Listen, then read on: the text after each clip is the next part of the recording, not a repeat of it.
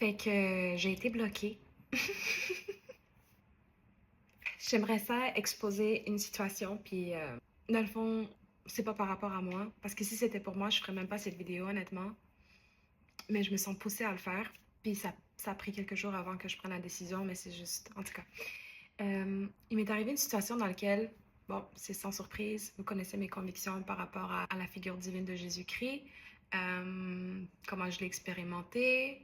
Moi-même, je viens d'un endroit où ce que je ne connaissais pas Jésus. Puis on s'entend que Jésus n'a pas besoin de moi pour le défendre. Quand lui-même a été accusé à tort, il n'avait même pas dit un seul mot pour sa défense. Donc, shout out Jesus. Nous, on n'est pas comme ça. Bref, on m'a bloqué suite à un post. Et qu'est-ce que je veux exposer ici, c'est le danger parce qu'il y a plusieurs personnes qui suivent la personne qui m'a bloqué. Puis je ne vais même pas l'exposer. Si vous connaissez cette personne, vous saurez. C'est une personne qui se dit coach spirituel et qui prend des doctrines, de différentes doctrines spirituelles pour en faire qu'une seule. Finalement, tout devient confus. Et évidemment, quand il y a un post, une publication qui est en lien avec Jésus-Christ, je vais automatiquement le regarder parce que Jesus is my person. Pas juste is my person, c'est son Esprit Saint et Dieu. Je suis pas ici pour expliquer la Trinité, mais pour l'avoir expérimenté, je ne peux nier que Jésus-Christ est Sauveur et Seigneur. Bref, la personne fait une mention par rapport à Jésus-Christ qui dit quelque chose dans ces lignes-là, là je paraphrase, que Jésus n'avait pas appelé les gens à le suivre lui, mais plutôt à travers lui pour l'amener vers le Père. Something like that. Cette personne a une foi qui est différente que la mienne. Moi, apparemment, je suis chrétienne. Ça m'a tellement pris du temps de m'appeler chrétienne parce que moi, je fais juste suivre les enseignements de Jésus-Christ du mieux que je peux. On est imparfait et Dieu nous transforme de l'intérieur grâce à l'Esprit Saint qu'il nous a laissé, grâce à sa résurrection. Donc, j'ai répondu tout simplement par un verset qui venait refuter ce qu'elle disait. Car oui, Jésus a appelé les gens premièrement à le suivre, et d'autant plus qu'il a proclamé qu'il était le chemin, la vérité et la vie. Nul ne vient au Père que par moi. Bref, c'était ça le post, et j'ai tout simplement écrit ce verset que Jésus lui-même a mentionné, et j'ai été bloquée. Mais la question, c'est pourquoi? Puis je le prends même pas personnel. C'est même pas par rapport à moi. C'est plutôt par rapport au fait que des gens qui partagent leur opinion, que ce soit politique, religieuse, et qui s'exposent, premièrement, ils ont du courage à le faire parce que ce n'est pas tout le monde qui ont la capacité et le courage d'exprimer leur point de vue, leur perspective, leur connaissance à travers les réseaux sociaux, par le fait même que tu peux te faire bâche par des gens et en plus exprimer des points de vue contraires aux tiens. Mais le danger, il est quand tu censures les gens, quand tu enlèves des commentaires qui ne sont même pas haineux et qui littéralement viennent refuter ce que tu partages comme propos, qui viendraient complètement détruire ce que tu es en train de dire et qui en plus n'est pas la vérité. Et quand je dis que ce n'est pas ma vérité, c'est parce que je prends quelque chose que Jésus-Christ a dit et j'ai copié le quote, le verset de ce que lui-même il a dit. La question, c'est pourquoi? Posons-nous la question. Et c'est pas la première fois que cette personne-là, qui supprime un de mes commentaires, là maintenant, elle me bloque. Je la connais pas, la personne, dans la vraie vie. Mais qu'est-ce que je veux exposer, c'est le danger des personnes qui, par peur de perdre leur identité ou d'être confrontées à la vérité, vont tout simplement effacer, supprimer, censurer ce qui a été dit. Non, man. Short and sweet. Il le dit explicitement. Je suis le chemin, je suis la vérité, je suis la vie. Nul ne vient au Père que par moi-même. Donc, que par croyant en lui, que par le suivant ses enseignements.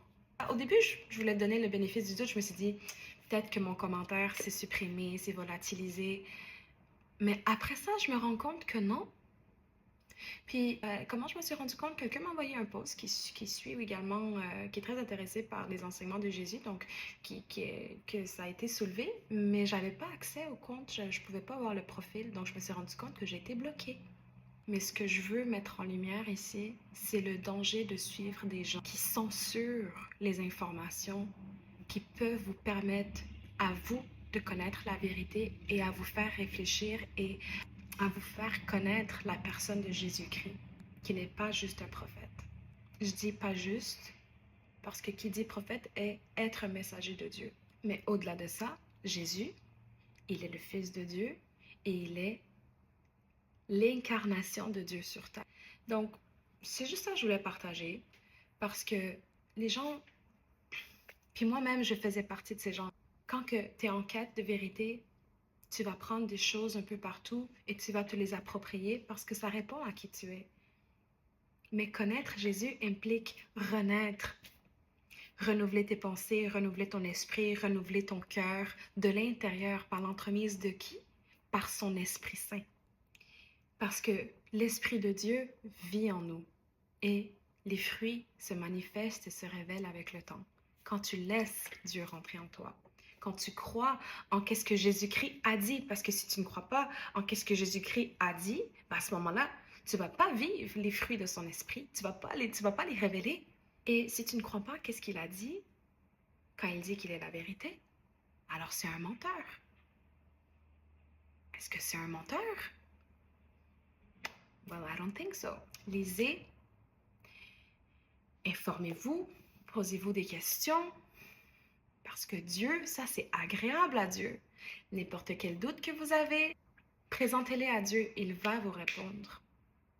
Il va vous répondre et il va vous révéler. Moi, ça m'a été révélé. Moi, ça m'a pris du temps de comprendre que Jésus-Christ, oui, il partage la même essence divine que Dieu.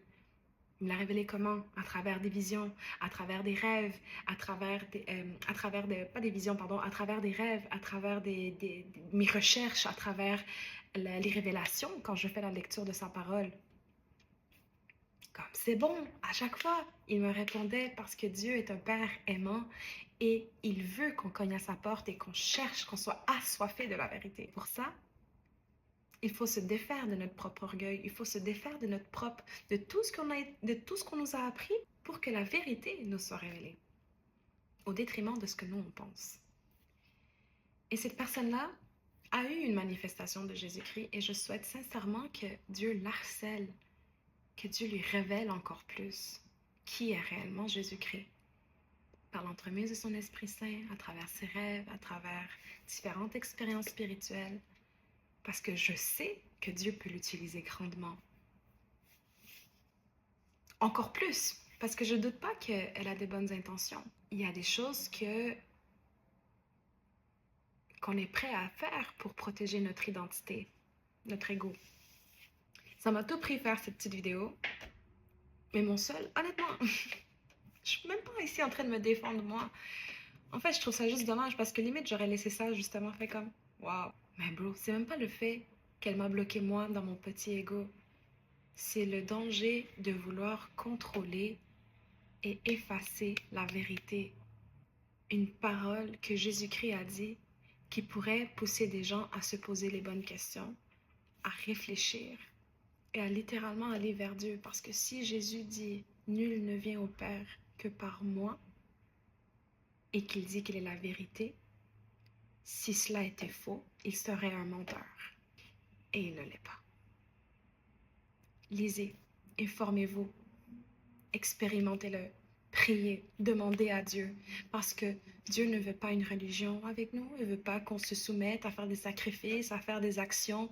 Non, les actions de Dieu viendront par elles-mêmes une fois que vous avez la foi en lui, une fois que vous apprenez à le connaître, une fois que vous l'acceptez dans votre cœur. Tout ça vient une fois lorsqu'on accepte Dieu dans notre cœur. On est loin d'être parfait. On a tout fait pour ne pas recevoir la grâce de Dieu, mais Dieu nous aime inconditionnellement et il nous donne tout par sa grâce. Donc, ne manquez pas ça. Voilà, c'est tout ce que je voulais partager. Puis, God bless you all. Je remercie Jésus pour qu'est-ce qu'il est, pour qu'est-ce qu'il a fait, parce qu'il est encore vivant aujourd'hui.